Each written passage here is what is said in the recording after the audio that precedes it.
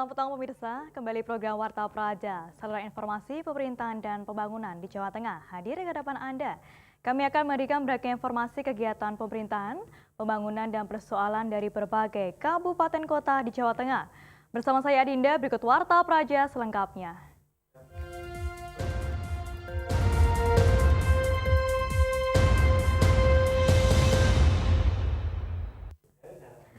Selain curah hujan yang tinggi, banjir yang terjadi di kota Semarang Senin malam disebabkan akibat tumpukan sampah rumah tangga yang menyumbat rumah pompa. Agar tak terulang, kesadaran warga sangat diharapkan untuk tidak membuang sampah di saluran air. Senin malam di kawasan Semarang Utara dan Semarang Timur, selain akibat tingginya curah hujan, juga diakibatkan tumpukan sampah rumah tangga yang menyumbat rumah pompa. Seperti yang terlihat di rumah pompa Tanah Mas Semarang. Petugas nampak sibuk membersihkan sampah yang menyumbat aliran air. Tumpukan sampah seperti plastik dan tanaman enceng gondok menjadi pemicu pompa tidak maksimal dalam menyedot air. Menurut Kepala Bidang Peralatan dan Pompa Dinas PSDA SDM Kota Semarang Sinung Tommy mengatakan, sampah menjadi persoalan serius yang harus diselesaikan bersama.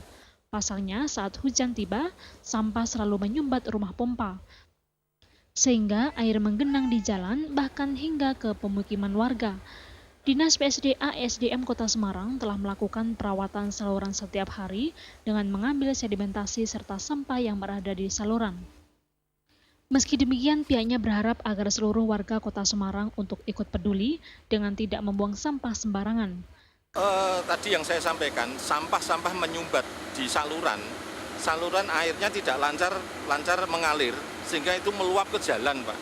Itu yang menjadi masalah di situ, sehingga sampah itu harus kita ambili setiap hari, dan setiap sampah dan sedimen diambili, insya Allah nanti air bisa mengalir secara gravitasi dengan cepat, dan itu yang akan mengatasi atau menyelesaikan masalah tentang genangan yang ada di jalan ini. Ketua DPRD Kota Semarang Supriyadi sangat prihatin melihat banyaknya sampah yang menyumbat saluran air. Pihaknya meminta kesadaran warga untuk tidak membuang sampah di sungai, agar genangan air saat hujan turun dapat segera diatasi.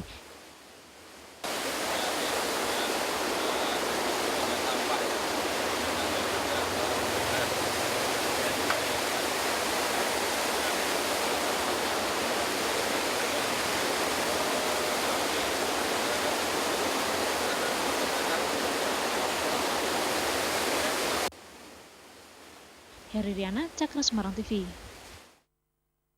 Genangan di sejumlah titik di Semarang Utara mendapat perhatian serius dari Wali Kota Semarang, Hendrar Prihadi. Dari hasil pantauan, genangan banjir diakibatkan pompa bulu drain yang seharusnya 2 pompa berfungsi, namun hanya 1 yang difungsikan. Di Semarang Utara yang masih tergenang diantaranya adalah Kelurahan Panggung Lor dan Kelurahan Bandar Harjo.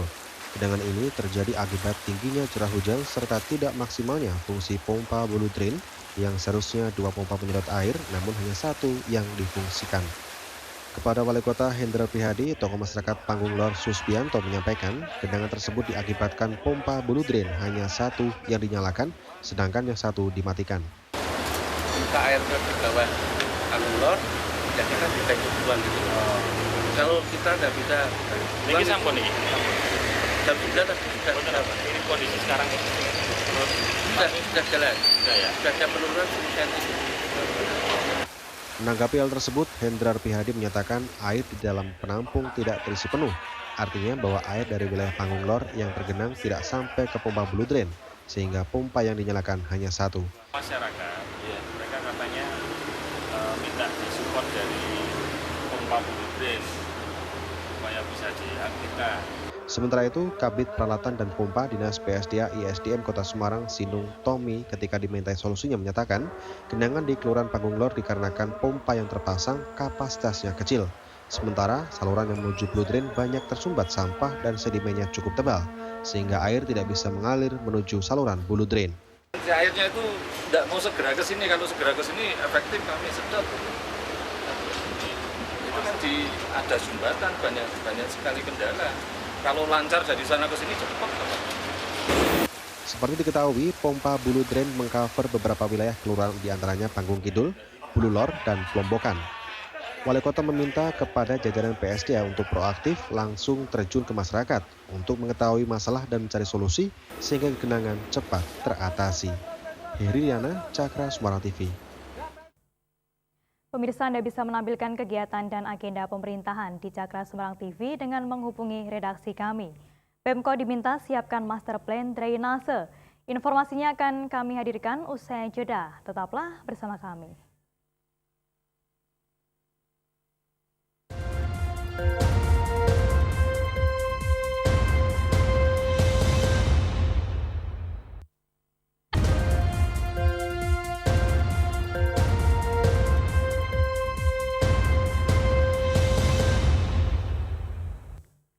Terima kasih masih bersama kami dalam program Warta Praja. Melihat kondisi Kota Semarang yang belum terbebas dari banjir hingga sekarang, Wakil Ketua Komisi C Wahid Nurmianto meminta pemerintah Kota Semarang untuk menyiapkan master plan atau perencanaan terkait penanganan banjir di Kota Semarang. Di wilayah Semarang Utara dan Semarang bagian timur, setiap hujan deras mengguyur bisa dipastikan terjadi banjir di beberapa titik maupun ruas jalan terutama yang menjadi langganan banjir.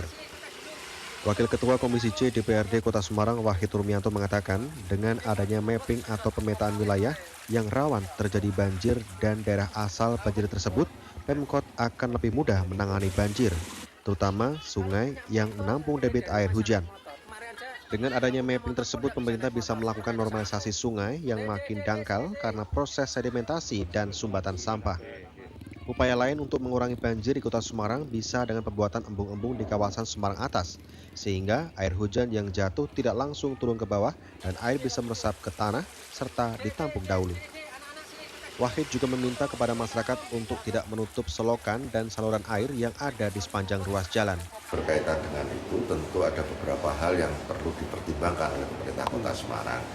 Satu, harus ada master plan tentang banjir di Kota Semarang, itu sumbernya dari mana saja, debitnya air itu dari mana saja, menuju kemana, dan titik yang menjadi prioritas sasaran banjir itu titik mana, asal prioritasnya dari mana, ini harus dipetakan dulu. Kemudian setelah dipetakan tentang tata ruangnya banjir itu, maka kita menyusun instrumen apa yang akan digunakan untuk menyelesaikan persoalan banjir ini. Contoh saja misal yang bisa dipertimbangkan untuk menyelesaikan, mungkin untuk banjir yang dari daerah atas, Kota Semarang ini ada kota bawah, kota atas. Yang kota atas ini paling tidak harus dibuatkan semacam tampungan air yang berasal dari kota atas, yang konkretnya dalam bentuk embung-embung. Terkait masih banyaknya selokan atau saluran air dipenuhi sampah yang masih dibuang oleh masyarakat, politisi PAN ini meminta warga untuk hidup bersih, yakni dengan membuang sampah di tempatnya. Karena dalam penanganan banjir melibatkan peran serta semua elemen masyarakat. Eko Budianto, Cakra Semarang TV. Anggota Komisi C DPRD Kota Semarang, Sodri, mendesak pemerintah Kota Semarang segera melakukan normalisasi Sungai Tenggang untuk menangani banjir di wilayah timur Kota Semarang. Pihaknya menyatakan siap membantu mediasi warga dengan Pemkot dalam hal pembebasan lahan yang diketahui menjadi kendala normalisasi Sungai Tenggang selama ini. Belum selesainya proyek normalisasi Kali Tenggang di Tengarai menyebabkan meluasnya dampak banjir di wilayah timur Kota Semarang. Di antaranya seperti Sawah Besar, Kaligawe, Telogosari, dan Muktiharjo. Wilayah tersebut merupakan daerah yang terkena langsung dampak banjir tahunan. Anggota Komisi C DPRD Kota Semarang Sodri mempertanyakan kendala utama normalisasi Sungai Tenggang. Meski Kota Semarang sudah ganti 3 wali kota, saat ini pembebasan lahan warga Kali Tenggang hanya menyisakan 2 lokasi. Dari masyarakat juga wakil dari masyarakat sangat prihatin dengan normalisasi Kali Tenggang yang sampai saat ini belum selesai, bahkan sampai 3 kepala daerah ya, mulai Pak Kawi, Pak Marmo dan Mas Hendi, dan ini Mas Hendi terpilih lagi. Harapan saya dan masyarakat, Sungai Tenggang ini mestinya sudah bisa diselesaikan. Hanya tinggal berapa bidang, yakni kira-kira 2 bidang. Untuk mengatasi hal ini, pihaknya menyatakan bersedia memediasi warga dengan pemerintah kota. Sementara salah satu warga Tenggang RT 02 RW 03 yang lahannya belum dibebaskan mengaku selama ini pihaknya sebenarnya tidak pernah mempersulit dalam upaya pembebasan lahan di Kali Tenggang. Pemkot hanya selalu menjanjikan yang manis tanpa realisasi. Buntutnya, proses pembebasan lahan miliknya sebenarnya hanya dikarenakan harga tanah warga yang tidak memiliki surat tanah disamakan dengan warga yang memiliki surat tanah resmi. Nah, harga bangunan saya ikut teman-teman semua yang sudah kesepakatan. Nah, ini kenapa saya tinggal satu orang digantung. Padahal teman saya itu banyak merasa mau membantu kenyataan ya tidak ada tindak lanjuti. Maupun itu dari partai maupun dari apalah lembaga apa menjanjikan sesuatu lah. Tapi kenyataan ya nihil semua. Dengan kepemimpinan wali kota yang baru, Syahrir berharap mampu menyelesaikan persoalan pembebasan lahan Kali Tenggang secara adil. Eko Brianto, Cakra Semarang TV. Anggota Komisi B DPRD Kota Semarang menilai pendataan pedagang dinas pasar masih melemah. Hal ini menurut Komisi B sangat penting diperbaiki sebelum dilanjutkannya kembali pembangunan pasar Klitikan agar nantinya tidak mubazir. Pembangunan pasar Klitikan yang menelan dana puluhan miliar rupiah menurut Ketua Komisi B DPRD Kota Semarang sangat berisiko mengalami mangkrak. Hal ini dikatakan Mualim saat bersama anggota Komisi B melakukan sidak di pasar Klitikan Selasa siang. Selain mengalami berbagai permasalahan seperti pembangunan yang mandek di tengah jalan, pasar Klitikan sangat berisiko mengalami mangkrak dan tak berfungsi sebagaimana mestinya. Apalagi melihat luasan Klitikan yang mencapai 1,5 hektar dan berada di pinggiran kota.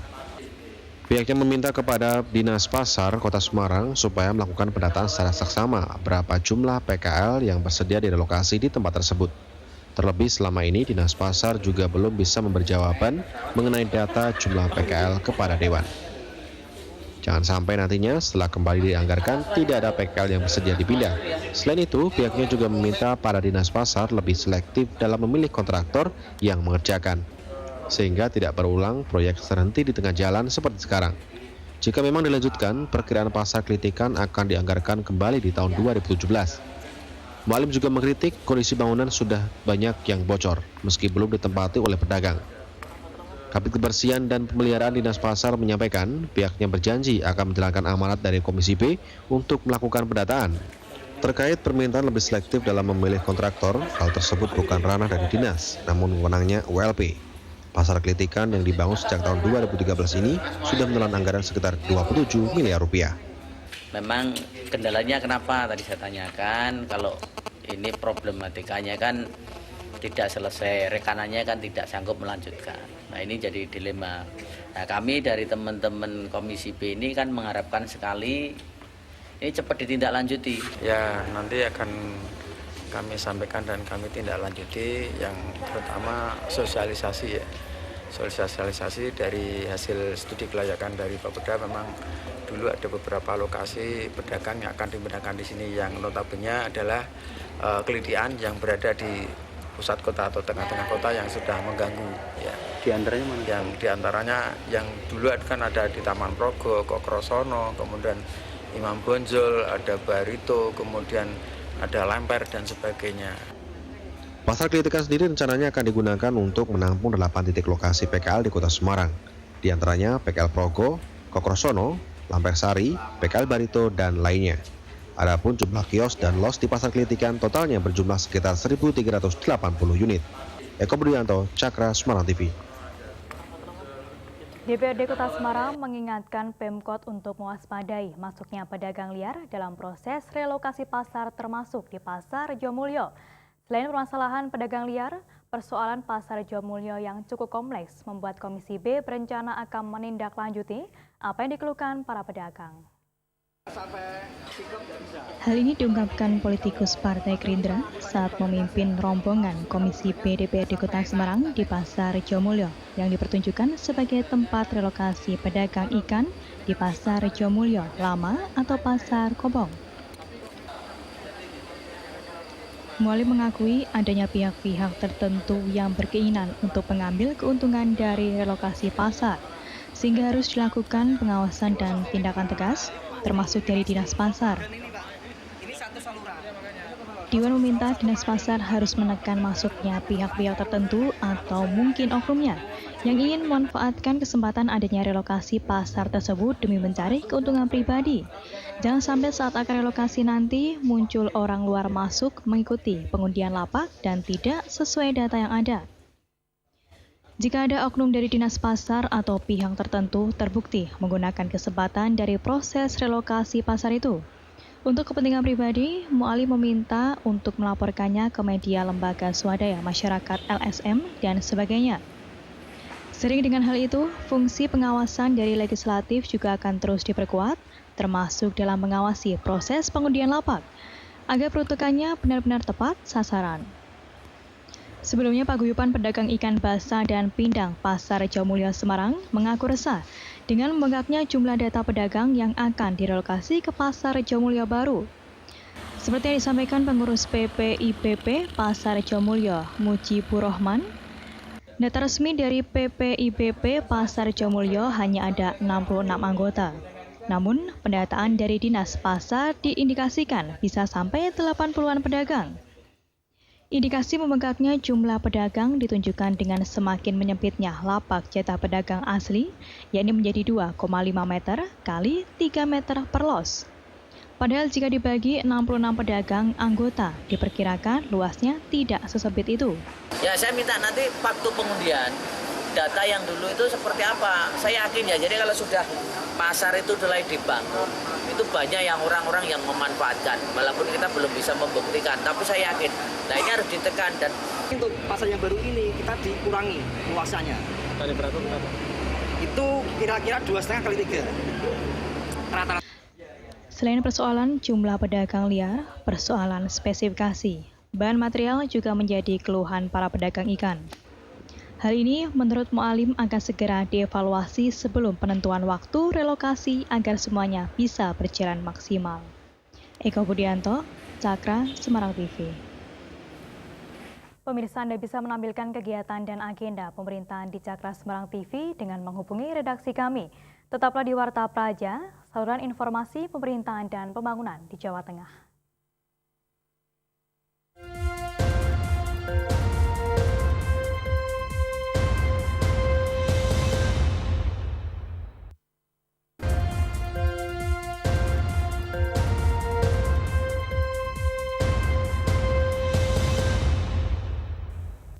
Terima kasih Anda masih menyaksikan Warta Praja.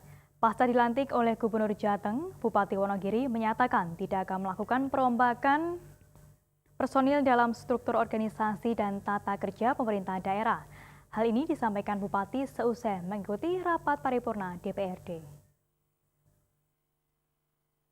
Dilantik Gubernur Jateng secara serentak di Semarang beberapa waktu lalu. Pasangan Bupati dan Wakil Bupati Wonogiri, Joko Sutopo, Edi Santoso, mengawali kegiatan dinasnya dengan mengikuti rapat paripurna istimewa DPRD Wonogiri. Agenda rapat paripurna ini adalah melantik anggota fraksi Partai Golkar, Suhardono, sebagai Wakil Ketua DPRD Wonogiri menggantikan Edi Santoso.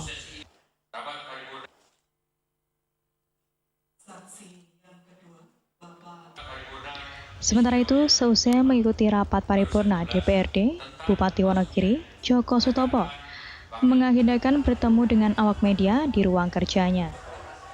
Dalam pertemuan ini, Joko Sutopo mengatakan, program kerja jangka pendek dalam pemerintahannya adalah pembangunan infrastruktur jalan. Alasannya, infrastruktur jalan sangat besar perannya dalam memajukan perekonomian. Selain itu, Bupati akan menggarap pasar tradisional, mengingat selama 15 tahun terakhir, baru pasar kota Wonogiri yang terjamah pembangunannya. Perlu perhatian khusus karena ini menjadi satu sarana publik yang paling potensial yang bisa menopang seluruh aktivasi masyarakat, baik itu aktivitas ekonomi, aktivitas sosial dalam bentuk lain. Ditambahkannya, ia tidak akan merombak personil birokrasi sebab Joko Sutopo menilai hal itu tidak akan menyelesaikan masalah. Menurut dia, pergantian personil akan dilakukan dari hasil evaluasi kinerja para pembantunya. Maka program jangka pendek kami bagaimana mengoptimalkan anggaran yang kami miliki untuk skala prioritas yang lebih tepat, yaitu kami prioritaskan untuk infrastruktur jalan kabupaten, distrik, kecamatan.